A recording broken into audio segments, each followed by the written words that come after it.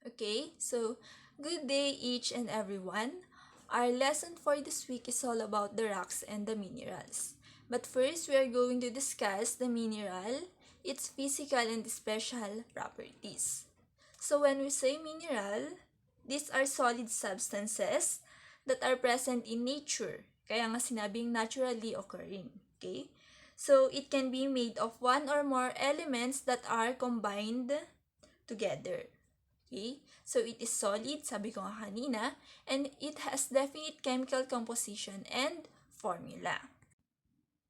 And when we say inorganic, no, it is not alive and it has not carbon bond. And abiogenic means that it is not produced by a living organism. So how about the importance of minerals? So minerals are very important that we use them in our everyday life. Okay? So one good example is the drinking glass or the glass. It is made up of quartz. We also have the lead or the lead in the pencil, which is composed of graphite. The toothpaste, of course, composed of fluorite. The coins and wiring. Okay? So it is consists of chalcopyrite, from which most copper metal is made of. The next is we have the white paint, made from or composed of rutile and ilmenite. The makeup, no? Yung na madalas ginagamit ng mga babae. So, makeup pala is consists of minerals such as the talc and the muscovite. And lastly, we have the jewelries, which is made up of gold, silver, and platinum. So, how many minerals are there in the world? Okay, so we have 3,000 different minerals, but only 100 are common or have been identified. And one of the most rare includes the gold and the silver. Okay, so one good characteristic of mineral is that it should have a crystalline structure.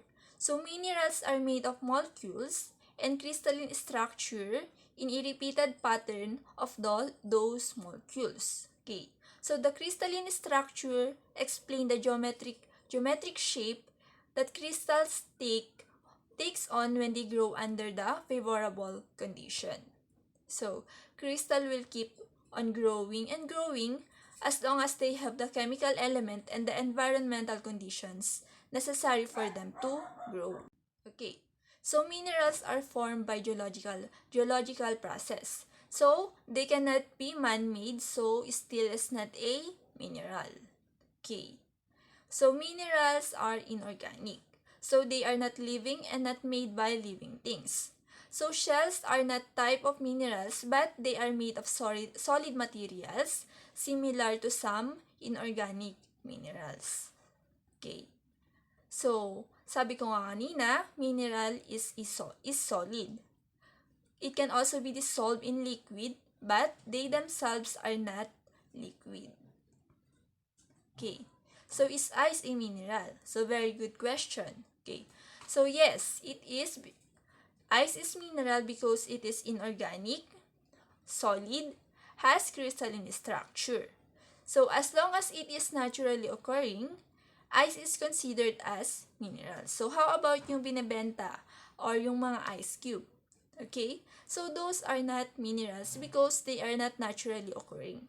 So, one good example of mineral ices, we have the ice in the glaciers and the snowflakes. Okay, so how about water? Is it a mineral? Okay, water is not a mineral because it is inorganic, although it is naturally occurring, but it is liquid and has no crystalline structure. So how do minerals are formed?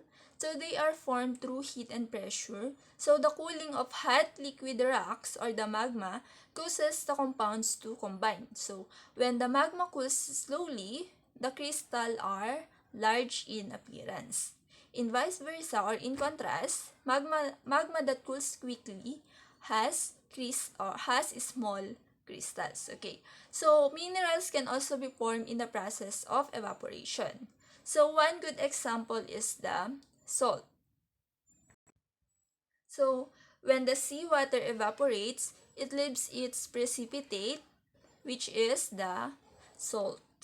So how do we identify minerals? So we can identify minerals based on their color or the appearance. We have the luster and the affinity, the streak, the hardness, the cleavage and fracture, the crystal form, the odor, and its taste. So first, we have the color. So color can be misleading because many minerals have a lot of similar appearance but have different impurities. That's why color is the least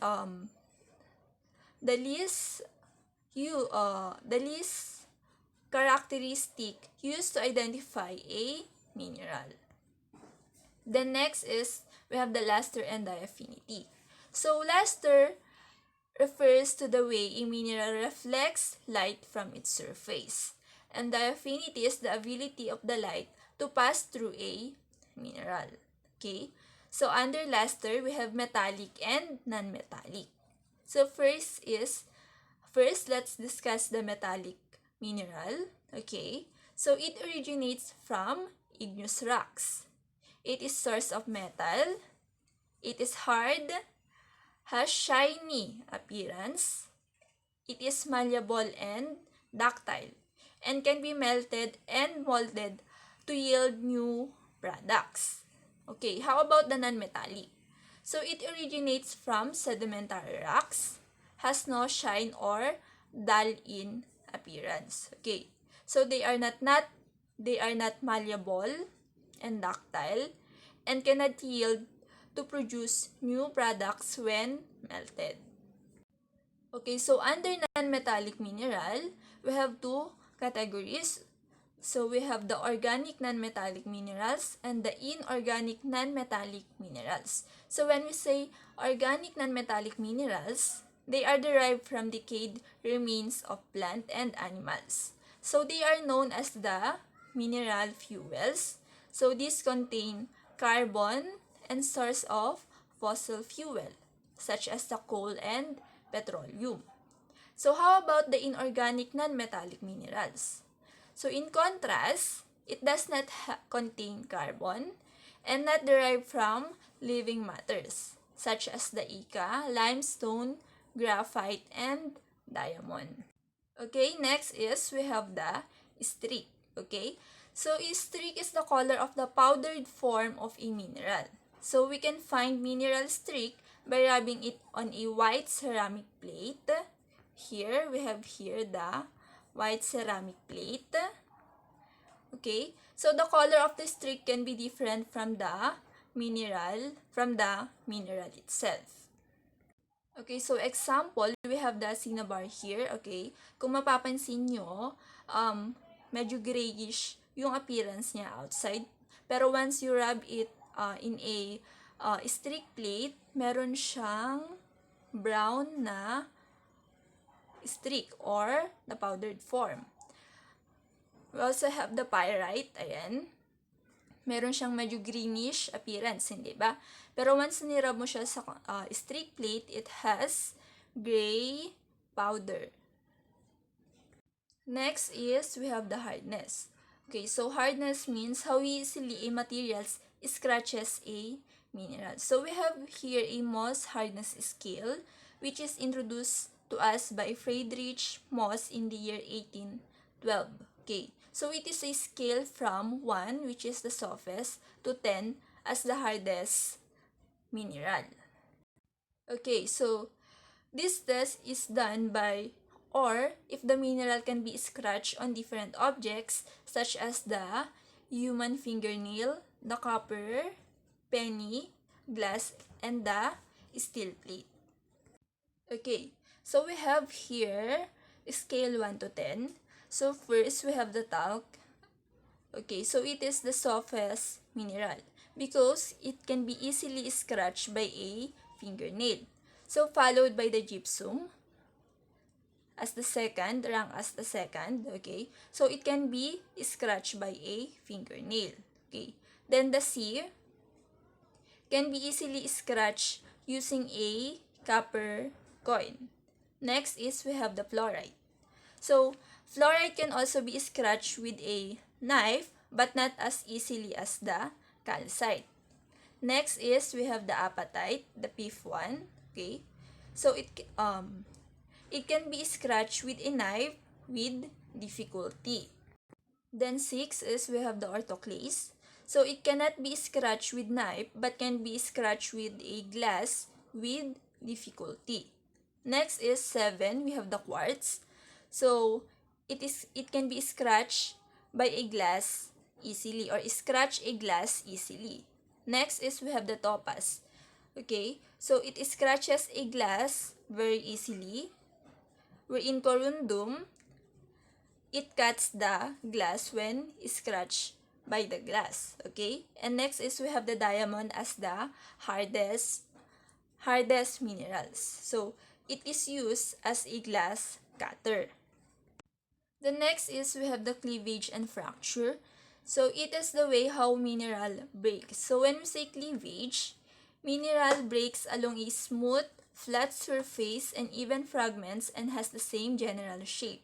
So we have here such as the fluorite, halite, calcite, diamond, and etc. So it has perfect or flatness of breakage. The next is we have the fracture. So it refers to the breakage that does not show well-defined planes. So such as the mica, so glass that forms conchoidal fracture or irregular and uneven. Next is we have the crystal form or habit. So it is the natural shape of the mineral before the breakage or cleavage. Okay. Next is we have the taste. So few minerals have a characteristic of taste, such as the halite. So it tastes like a salt. So we have the epsomite. It has a bitter taste. The melanterite, sweet, has sweet taste. And the chalcantite, which has sweet metallic and slightly poisonous taste. Okay, last we have the odor. So few minerals have the characteristic of odor. So for example, we have the clay. It has an earthy smell. Hindi naman yung amoy lupa. Ayun. Then we have the sulfur. So it is mild odor in room temperature. So, but when exposed to high temperature, it gives a powerful odor like a rotten egg. Okay, so those are the physical properties of minerals. Okay. So next is we have the special properties. We have 4. So we have here the chemical reaction. So acid in various strengths are used to determine if minerals contain a carbonate. Okay. So we have the hydrochloric acid. Okay. So the appearance of the carbon dioxide gas bubbles indicates the presence of carbonate ions. Ayan. The next is the magnetism. So it is the ability of minerals to spontaneously orient itself in a magnetic field or can attract metals. We have also the striations. So it can be a growth pattern or mineral habit that looks like a set of hairline grooves shown on the face of certain minerals. Ayan. These lines is what we call the striations. And lastly, we have the double refraction. So it is the ability of the minerals to split or reflect light into components. Okay, to sum it up, so as I've said a while ago, minerals are naturally occurring, inorganic and solid. So it is formed in the process of heat and pressure of magma. Okay, so when the magma cools slowly, the crystals are large, and when the magma cools quickly, the crystals are has small appearance. Ayan. So it is also minerals can also be formed in the process of evaporation of water. Okay, for the physical properties of minerals, we have the color or appearance, the luster and the affinity, the streak, the hardness, the cleavage and fracture, the crystal form, the odor, and lastly, we have the taste. Okay?